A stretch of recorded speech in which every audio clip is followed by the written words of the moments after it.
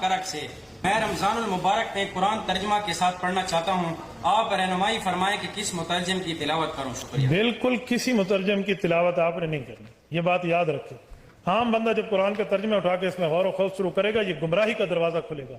میری جان من، قرآن کریم اتنا لاوارث نہیں ہے کہ آپ اس کو بغیر قرآن کے ماہر کے پڑھنا شروع کر دیں۔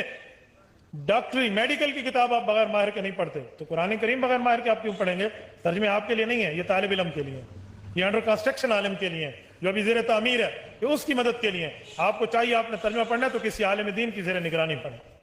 جی پیچھے اللہ ہی ہے، اچھا اللہ پیچھے رکھ رہے ہیں؟ یہ دیکھیں حدیث میں لکھا ہوا ہے نماز کا طریقہ، اور نہیں جی ہمارے امام صاحب نے بھی تو وہی کچھ بتایا نا، پیچھے تھے اتھے بھی نبی علیہ السلام نے، نبی علیہ السلام پیچھے رکھنے کے لیے؟ میرے نبی سا ہے ہی کوئی نہیں، تیرے بابے تھے شاہ ہی کوئی نہیں،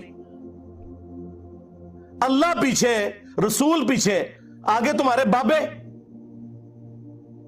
عزتیں اویل کی ہیں تم نے اللہ اور اس کے رسول کے نام کے اوپر، چندے کھائے ہیں تم نے رسول اللہ کے نام کے اوپر صلی اللہ علیہ وآلہ وسلم، سواریاں سوار کی ہیں تم نے مکے اور مدینے کے نام کے اوپر، اور غداری کی ہے اپنے دین کے ساتھ۔ ممبروں پہ چڑھ کے کہتے ہو قرآن و حدیث ڈائریکٹ نہ پڑھنا، گمراہ ہو جاؤ گے۔ محمد لقمان کرک سے میں رمضان المبارک میں قرآن ترجمہ کے ساتھ پڑھنا چاہتا ہوں، آپ رہنمائی فرمائیں کہ کس مترجم کی تلاوت کروں؟ شکریہ۔ بالکل کسی مترجم کی تلاوت آپ نے نہیں کرنی، یہ بات یاد رکھیں۔ عام بندہ جب قرآن کا ترجمہ اٹھا کے اس میں غور و خوض شروع کرے گا، یہ گمراہی کا دروازہ کھلے گا۔ میری جان من، قرآن کریم اتنا لاوارث نہیں ہے کہ آپ اس کو بغیر قرآن کے ماہر کے پڑھنا شروع کر دیں۔ ڈاکٹری میڈیکل کی کتاب آپ بغیر ماہر کے نہیں پڑھتے، تو قرآن کریم بغیر ماہر کے آپ کیوں پڑھیں گے؟ ترجمے آپ کے لیے نہیں ہے، یہ طالب علم کے لیے، یہ انڈر کنسٹرکشن عالم کے لیے، جو ابھی زیر تعمیر ہے، یہ اس کی مدد کے لیے۔ آپ کو چاہیے آپ نے ترجمہ پڑھنا ہے تو کسی عالم دین کی زیر نگرانی پڑھیں۔ واہ، یہ کوئی یہودی یا نصرانی آ کے بات کرے ہم منہ توڑ دیں، جس طرح آج آگ لگانے کے اوپر قرآن کو ہمیں کتنا غصہ چڑھا ہوا ہے۔ تیرا مفتی ہر جمعے کو کھڑا ہو کے کہ قرآن اور بخاری ڈائریکٹ نہ پڑھنا، گمراہ ہو جاؤ گے۔ آگ تو یہ لگا رہا ہے، وہ آگ تو ایک دن تھی، اس سے کوئی فرق نہیں پڑا۔ قرآن کے ملینز آف کاپیز دنیا میں موجود ہیں، ملینز آف حافظ قرآن ہے، قرآن کو کوئی آگ نہیں لگا سکتا، دنیا سے ختم نہیں کر سکتا۔ اصل جو چور چھپا ہوا ہے نا، وہ تیرے اندر چھپا ہوا ہے، جو یہ علماء ہے، شیاطین، جنات اور انسانوں میں سے شیاطین، جو تمہیں یہ کہنے قرآن دی ڈائریکٹ نہ پڑھنا، گمراہ ہو جاؤ گے۔ اور تم کہتے ہو مفتی صاحب نے فرما دیا، سبحان اللہ۔ دنیا میں اگر کوئی مفتی صاحب لمبی داڑھی اور پگڑی اور ہاتھ میں تسبیح کے ساتھ آپ کو کوئی 2 نمبر چیز دے دیں، آپ ایک استری خریدنے کے لیے جائیں اپنے کپڑے کرنے کے لیے، اور اس پہ جعلی مور لگا کے وہ بندہ آپ کو وہ استری دے دے، اور آپ کو بعد میں پتا چل جائے اس نے دھوکہ کیا ہے، تو آپ کیا کہیں گے؟ مفتی صاحب نے فرما دیا استری شریف۔ آپ غصے میں بھرے ہوئے جائیں گے اور کہیں گے کہ تو داڑھی رکھ کے بےایمانیاں کر رہا ہے، کہیں گے نا۔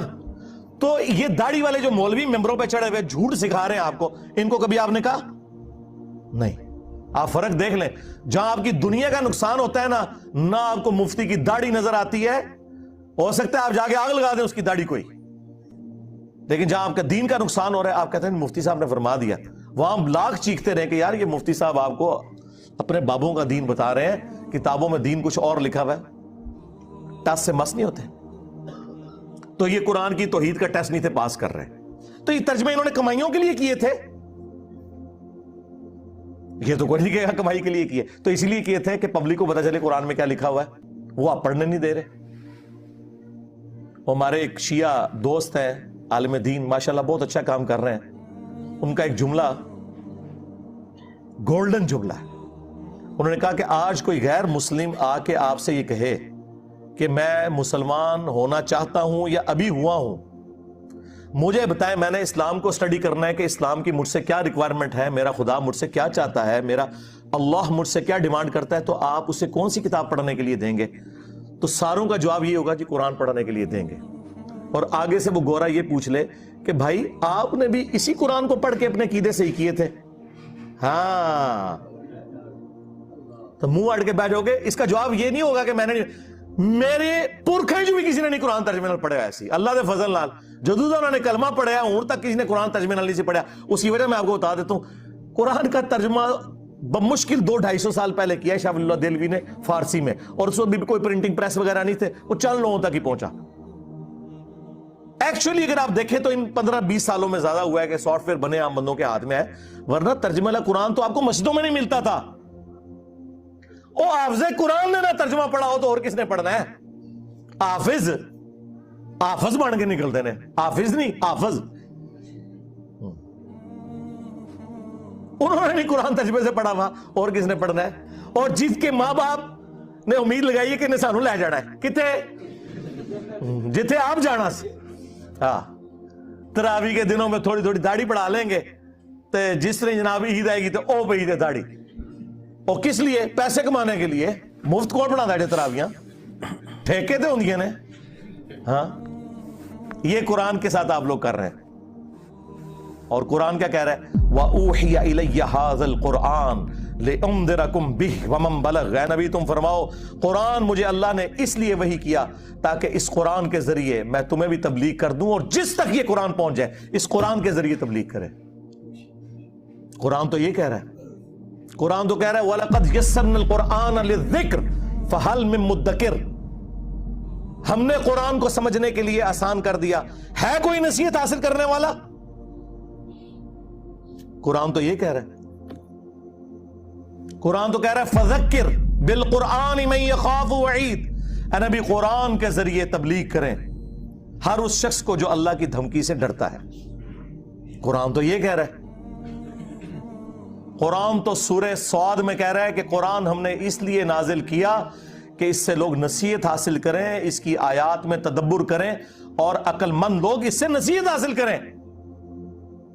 लेकिन आप लोगों ने क्या कहा कि कुरान किस लिए नाजिल हुआ है? मुर्दे बख्शवाने के लिए।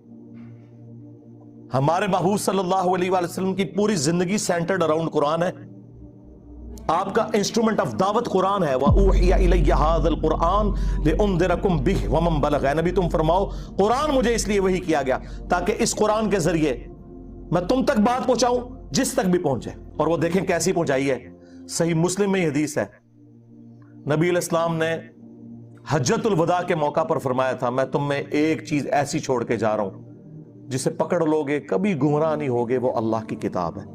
अच्छा, हज्जतुल वदा का जो बा मुस्लिम शरीफ में आया ना, उसमें सिर्फ कुरान का जिक्र है, हदीस सुन्नत का जिक्र नहीं है।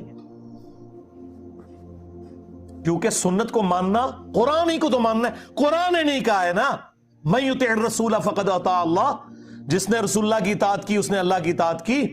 ठीक है, एक हसन दर्जे की रिवायत है हाकिम के अंदर, कुरान और सुन्नत दो चीजें। लेकिन हज्जतुल वदा का जो खुतबा मुस्लिम शरीफ में आया उसमें सिर्फ कुरान का जिक्र है। लेकिन वो लिखी रह गई मुस्लिम में हदीस, ये हदीस मुस्लिम शरीफ में ही लिखी रह गई कि अल्लाह ताला इस कुरान की वजह से कौमों को उरूज देगा और जवाल देगा। वो जमाने थे मुसलमान होकर और तुम खार हुए तारीक कुरान होकर। ये मुस्लिम शरीफ में हदीस लिखी रहेगी जी।